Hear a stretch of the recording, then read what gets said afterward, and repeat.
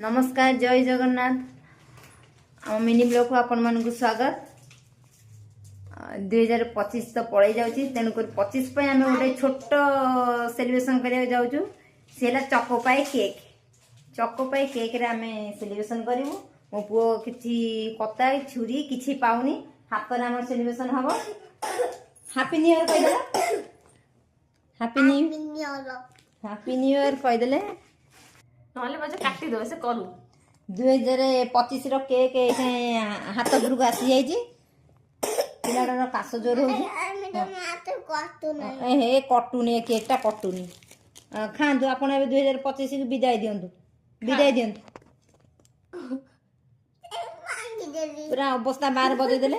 बिना छुरी रे एना सेलिब्रेशन वाओ 2026 टाक भी रखी ताकू भी दिफाड़ करदेला ये कौन कलु दीदी